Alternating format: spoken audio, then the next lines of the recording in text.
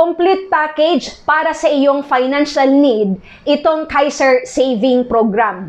Kamusta mga kaibigan at welcome sa ating channel na kung saan palaguin natin ang pisong pinaghirapan. Bakit nga ba tinatawag na complete saving program itong Kaiser 3-in-1? Dahil once na magkaroon ka ng account sa Kaiser Ultimate Health Builder, meron ka ng benefits of having an insurance coverage, meron kang healthcare, and at the same time, meron ka na ring savings or investment. Kung nais mo pang maintindihan ang Kaiser Ultimate Health Builder at paano ito simulan, yan ang ating pag-uusapan sa video na ito. Now na!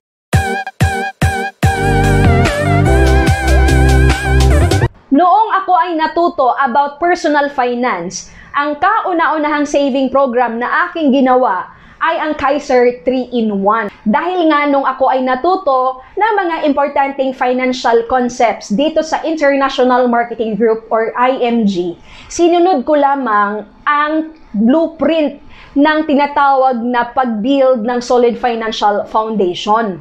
Kaya naman, ito ang dahilan bakit inuna ko talaga ang pagkuha ng Kaiser Saving Program. Maaring makapag-umpisa ang isang tao dito sa Kaiser Saving Program kung siya ay 10 years old at meron po itong age limit. Hanggang 60 years old lang ang pwedeng makapag-apply nitong Kaiser 3-in-1. Ito kasing Kaiser Ultimate Health Builder ay isang long-term health savings account na hindi lang basta-basta healthcare or hospitalizations ang mga benefits na maaari mong magamit. During sa iyong pag-iipon na kung saan 7 years mo lang pag-iipunan, meron ka ditong tinatawag na insurance coverage na kung saan kapag may nangyaring masama sa'yo, natural death man yan or aksidente, then may pera na maaring matanggap ang pamilya mo. Pagkatapos mo itong mapag-ipunan, halimbawa na fully paid mo after 7 years, meron ka pa rin tinatawag na insurance coverage, healthcare benefit, and at the same time, magsisimula ka ng mag-earn dito ng investment. Ngayon, yung interest or the investment earnings dito sa iyong Kaiser Saving Program, starting on the 8th year, ay idadagdag doon sa iyong healthcare benefits. Kaya nga, kung hindi mo naman nagamit ang iyong healthcare benefits, then hindi ka manghihinayang sa pagkakaroon ng healthcare account with Kaiser Ultimate Health Builder dahil magbi-build up ang unused benefits mo na kung saan pwede mo yang ma-withdraw pagdating ng maturity. Ito ang kagandahan nito. During sa first 7 years, kung hindi mo talaga ito nagamit, alam mo bang magiging bonus yan? Meaning cash na pwede mong ma-withdraw upon maturity? Diba? Kaya hindi magbabaybay ang iyong money dahil hindi ka na ospital. Abang magpasalamat ka dahil healthy ka, magiging pera or cash yan na pwede mong withdrawin pagdating ng maturity. Kung itong Kaiser Saving Program mo, ay papanatilihin mo ang iyong pondo. Halimbawa, nag-mature na. So, syempre, pagdating ng maturity, meron kang choice dyan na pwede mong i-withdraw or kalahati lang or yung interest lang, kukunin mo kasi meron po yung tinatawag na 5 settlement options. Ngayon, isa sa mga option ay panatilihin mo ang pondo dyan para lumago pa. Pwede mo yan gawin para at least madagdagan pa ang earnings dito, lalago pa ang magiging investment value, and at the same time, magkakaroon ka ng tinatawag na lifetime annual health benefits. Paano mo ito maumpisahan? Pwede ba itong gawin kahit nasa abroad? Yes. Dahil ang gagawin mo lamang, pwede mong gamitin ang link na nasa description box below. Meron tayong guide kung paano i-fill out ang online application form. Mamimili ka kung anong saving program ang nababagay sa'yo. Maaari kang mag-umpisa as low as 2,647 a month or pwede rin naman yung pinaka-basic na 5,882 per month or as high as 58,000 per month. Depende yan sa'yo. Ikaw ang mag-decide dahil saving program mo yan, ikaw ang makikinabang ng mga benefits mo dito. Kung ang tanong mo, ano kaya ang pwedeng panghawakan kapag ikaw ay nag-invest sa Kaiser Saving Program? Once na na-process mo na kasi ang iyong online application, syempre, nabayaran mo yan, na-upload mo ang iyong proof of payments, di ba?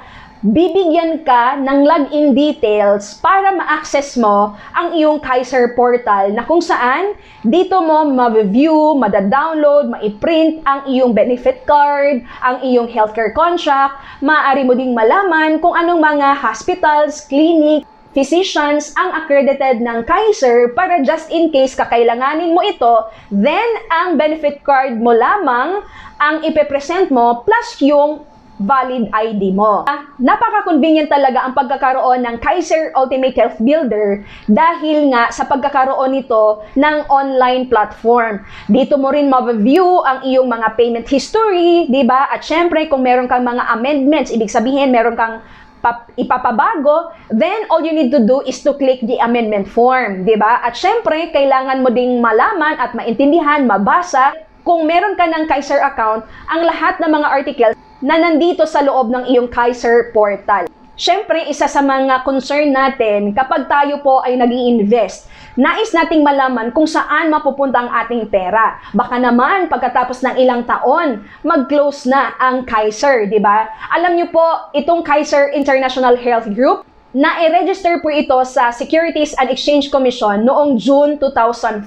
So, ilang taon na po ang Kaiser, di ba? So, mag-18 years na po yan ngayong taong 2022.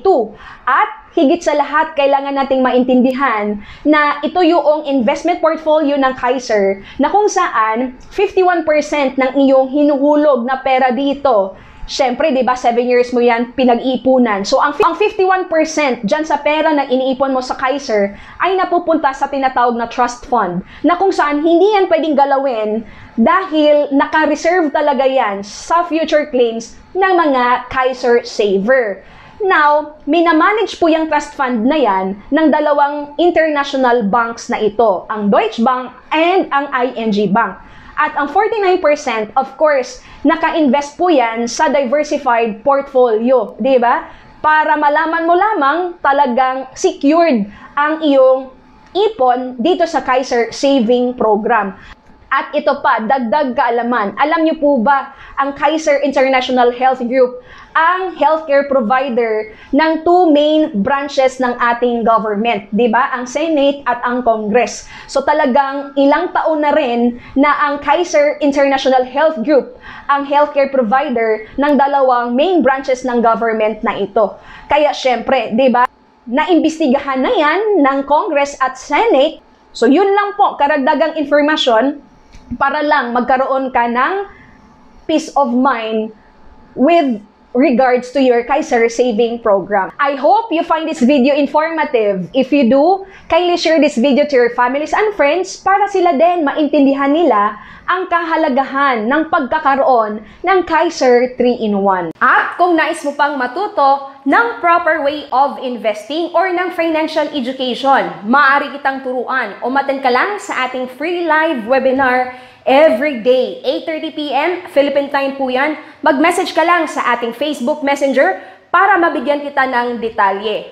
Or maaari mo kaagad na mapanood, mapag-aralan at maintindihan ang buong recorded webinar na ang link ay nasa description box below. And of course, don't forget to grab a free copy of this book at my website at www.gesaal.net. At syempre, huwag mo rin kalimutang mag-subscribe, share, and like this video. Patunugin mo na rin ang bell para ma-notify ka sa mga bagong video lessons na ina-upload natin dito sa ating channel. And oh, by the way guys, marami na tayong mga video lessons na in-upload dito sa ating channel na maaari mong balikan, mapag-aralan, maintindihan para madagdagan pa ang inyong kaalaman. Nais mo rin ba ng complete package na financial saving program?